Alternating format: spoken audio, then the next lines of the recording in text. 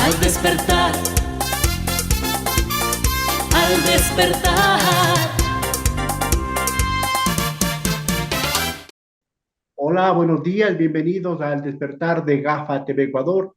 Esta mañana vamos a seguir conversando del proceso electoral que ya está en marcha porque el próximo domingo, 20 de agosto, los ecuatorianos, más de 13 millones de ecuatorianos que están en los padrones, iremos a las urnas a elegir presidente o presidenta y vicepresidente o vicepresidenta de la República, asambleístas nacionales, asambleístas provinciales, y también tenemos una papeleta para el asunto del Yasuní, para decir sí o no que el petróleo quede en el subsuelo del oriente, en el Yasuní, y también sobre el Chocó andino, aquí en el caso de Pichincha.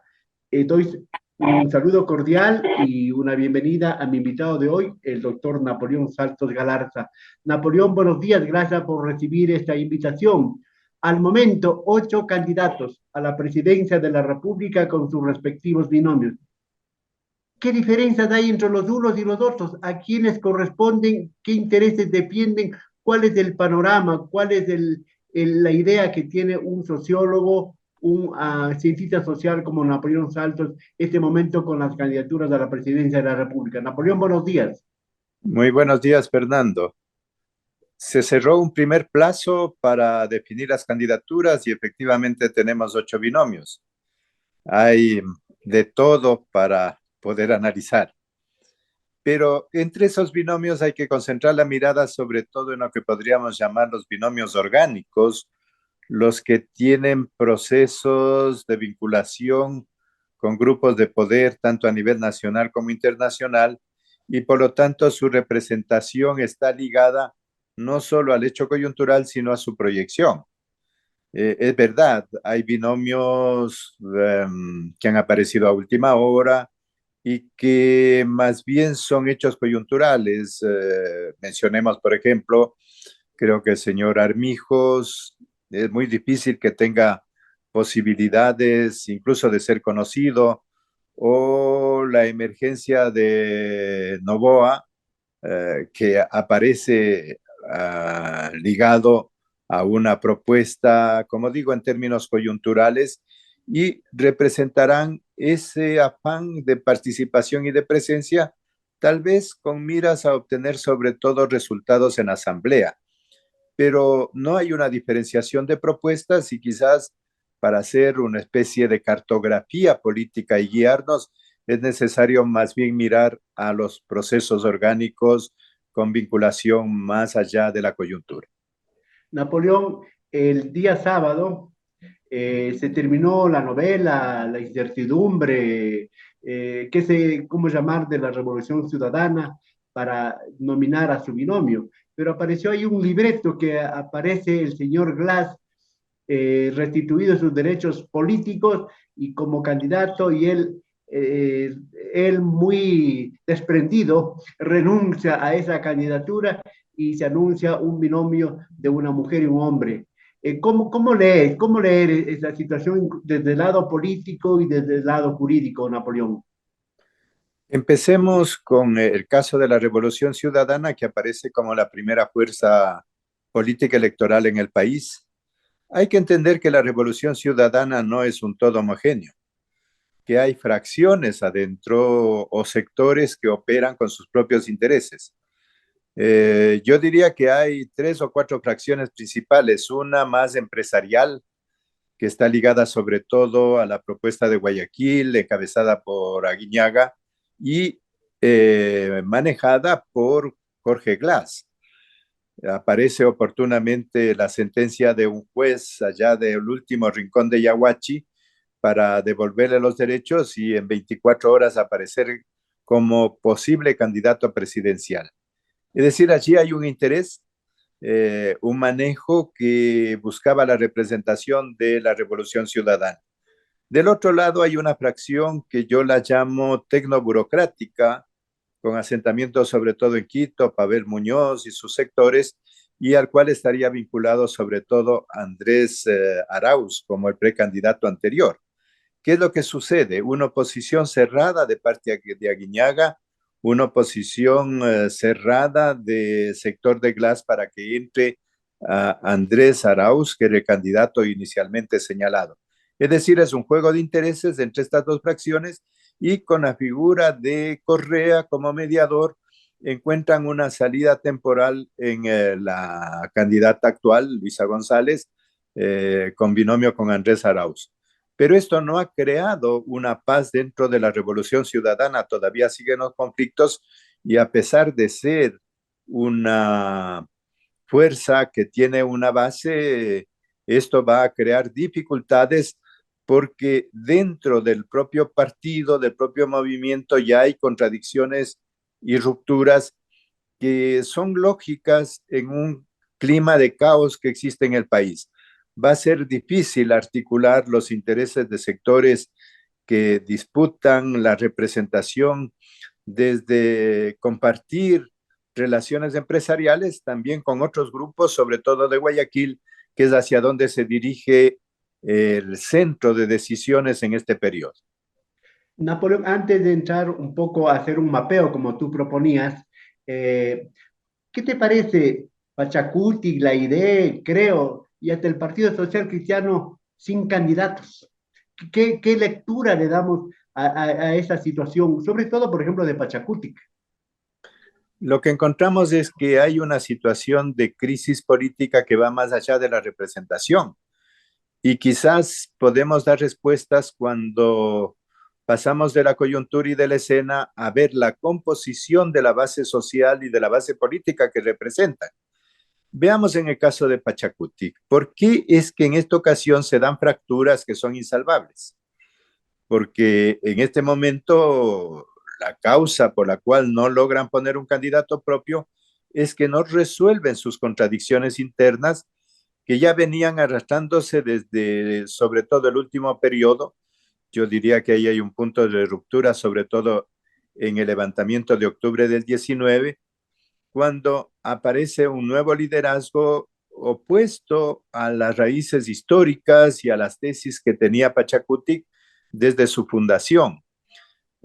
¿Por qué se da esto? Puede haber varios factores, pero una de las causas es la modificación de la base social del propio movimiento indígena.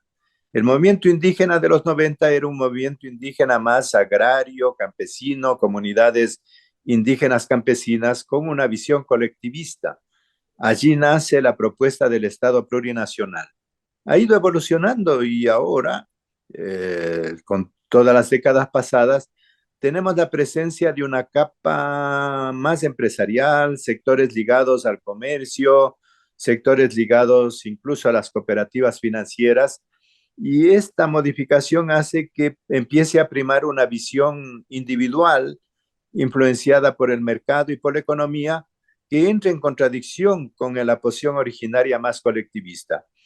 ¿Es posible resolver eso? Sí, siempre que habría una mirada más programática que una precisamente ese tiempo originario con los cambios que ha producido el cambio incluso civilizatorio, la revolución científico-técnica, pero en lugar de ir en esa dirección se han impuesto intereses de grupo, intereses de un sector y de otro, negociaciones ya sea con el gobierno, con el correísmo, en lugar de conformar una línea autónoma como era el mandato obtenido en las últimas elecciones del 5 de febrero, en donde Pachacuti se convierte en la segunda fuerza nacional. Creo Napoleón, que Napoleón, tú me estás diciendo que un poco que el Pachacuti se contaminó de las prácticas burguesas de la política electoral, todo eso. efectivamente, sobre todo en el último periodo, cuando aparece la polarización entre el correísmo y el gobierno de Lazo, el mandato que había de la ciudadanía al convertirle en la segunda fuerza nacional electoral era que desarrolle un camino autónomo. Pero en el último periodo, sobre todo a partir de la presidencia de Guadalupe Llori en la Asamblea, ¿qué es lo que hace Pachacuti? Renuncia a su vinculación con los sectores sociales, empiezan a haber problemas entre la CONAI y Pachacuti y se dedican a la política de cargos, al reparto de cargos, a las negociaciones dentro del aparato del Estado, y esto va minando la posibilidad de juntar una representación general, a tal punto que si hacemos un estudio de los candidatos en cada una de las provincias, sobre todo de la Sierra y de la Amazonía, vamos a ver que hay una distribución en varios partidos, no solo de izquierda o de centro, sino de derecha, de parte de sectores indígenas. Napoleón, esto daría lugar a esta erosión, este debilitamiento de Pachacuti un rato, salir de la escena política y qué va a pasar con la CONAIE que viene a ser la matriz, que viene a ser el vientre de Pachacutic. Tienen entre manos una de las crisis políticas incluso de subsistencia, porque el primer signo es esta incapacidad de designar candidaturas presidenciales. Se han refugiado y han logrado una primera salida con candidaturas provinciales y habrá que ver cuál es el resultado en términos de representación. ¿Qué es lo que indica esto? Yo creo que la situación de Pachacutic produce un vacío que rompa el juego de espejos que se nos quiere crear desde el poder.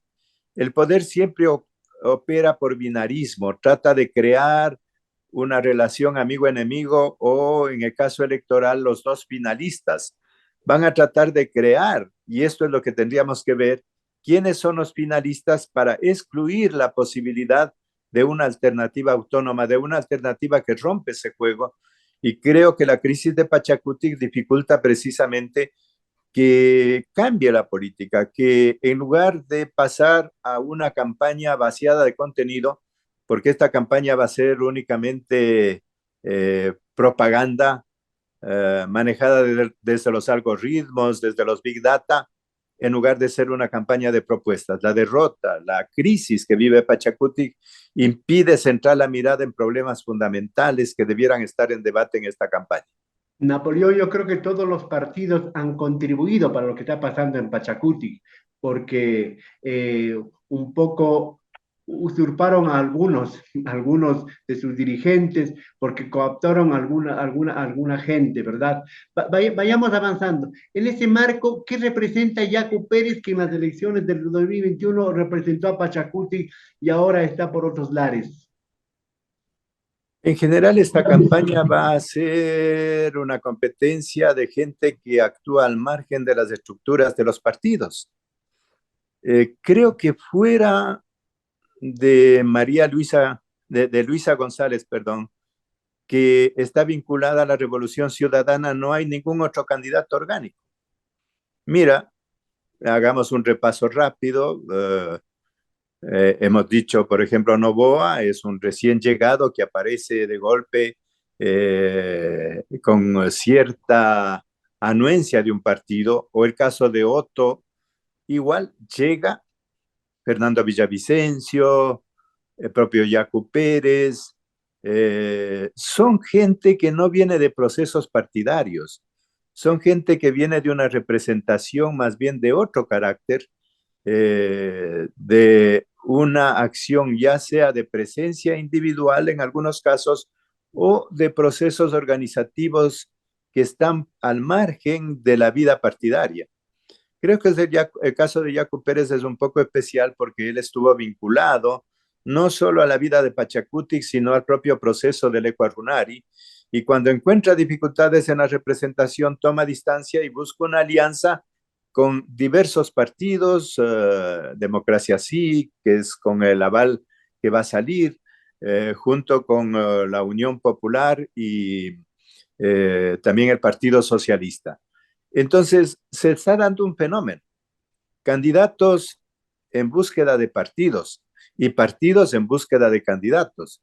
Creo que el caso más extremo es el caso del Partido Social Cristiano, un partido en plena destrucción que se encuentra un candidato a quien quieren presentar como un outsider, es decir, la contradicción entre una respuesta a un programa partidario o esta presencia marketinera de que no tiene nada que ver con la política para obtener el apoyo ciudadano.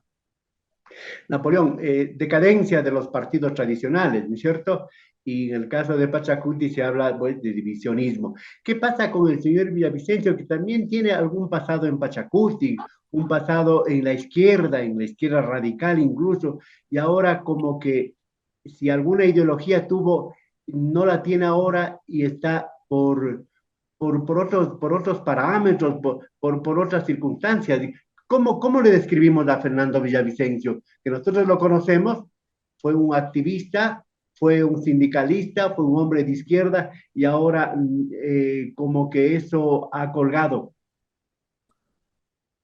Para tener elementos objetivos hay que tomar como referente los últimos procesos electorales. Si es que vemos los resultados del 5 de febrero, ¿qué es lo que encontramos? Que hay una distribución, un mapeo de fuerzas que establece a la Revolución Ciudadana como una fuerza con un 25%, a Pachacuti como la segunda fuerza, al Partido Social Cristiano como una tercera fuerza, pero ahí se crea un vacío. ¿Cuál es el problema?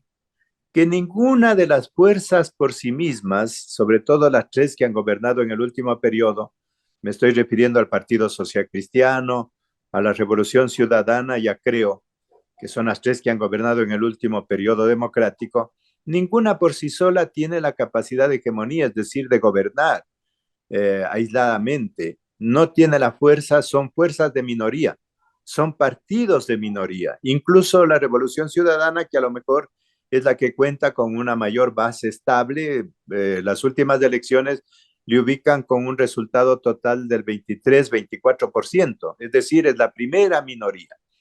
Esta crisis de hegemonía es la que abre espacio a actuaciones de carácter individual, a actuaciones como el caso de Fernando Villavicencio, que busca una ubicación al no tener un proyecto orgánico. ¿Qué es lo que hace?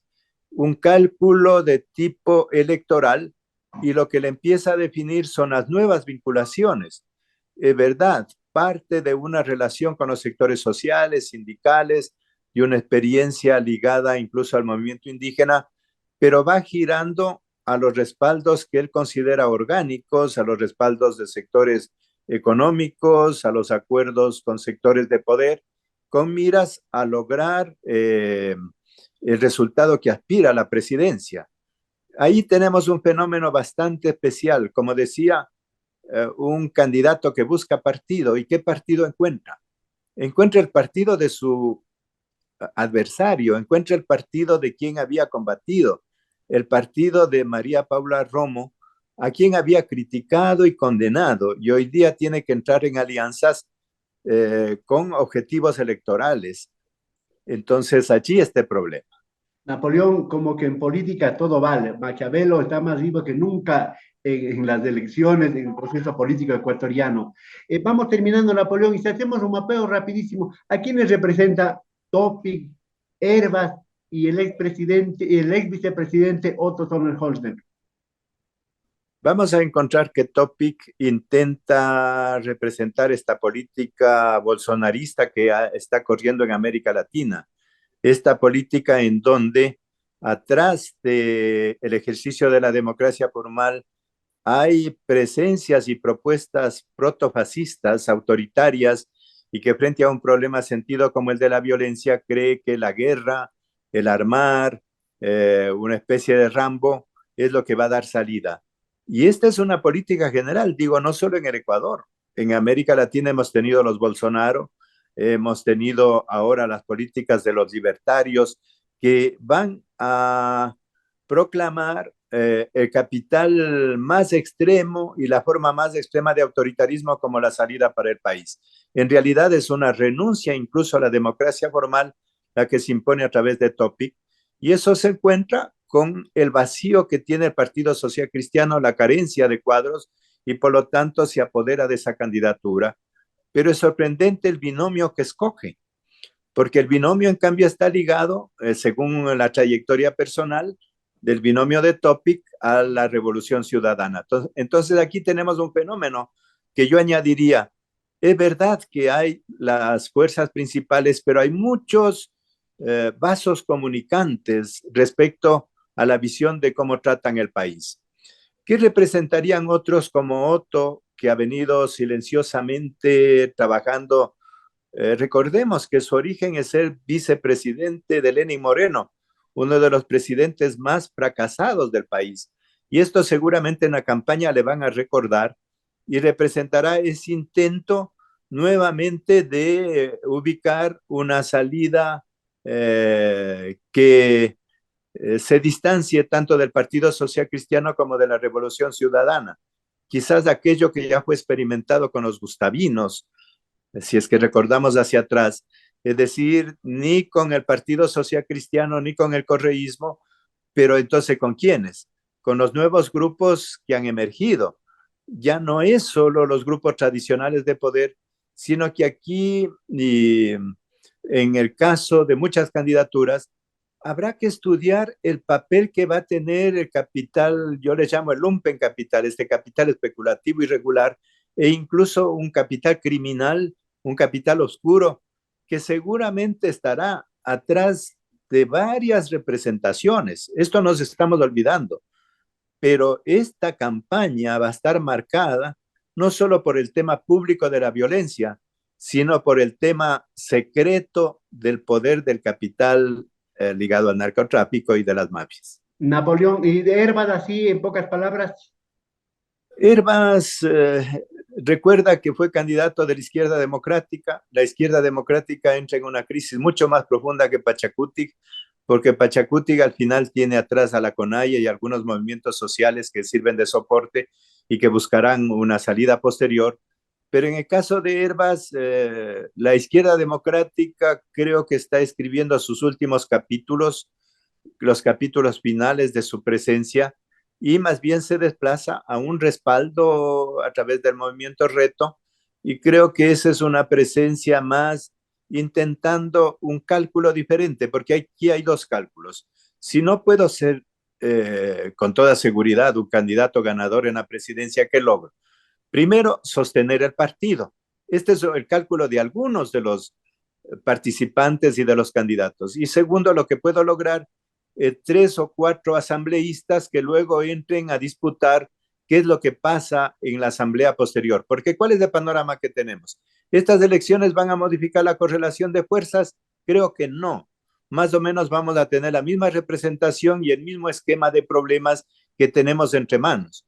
Quizás la única novedad, y en eso debiéramos poner mucho la atención, es la convocatoria a las 2 consultas que están en juego. Son los 2 únicos temas programáticos que entran en juego y tal vez allí debemos centrar los esfuerzos para que la población pueda ver que tanto en el tema del Yasuní como en el tema del Chocó es en el único terreno en donde se juega una diferenciación programática. Quienes están en la defensa de la naturaleza y la vida y quienes siguen con el modelo extractivista que ha sido el fracaso permanente e histórico del Ecuador.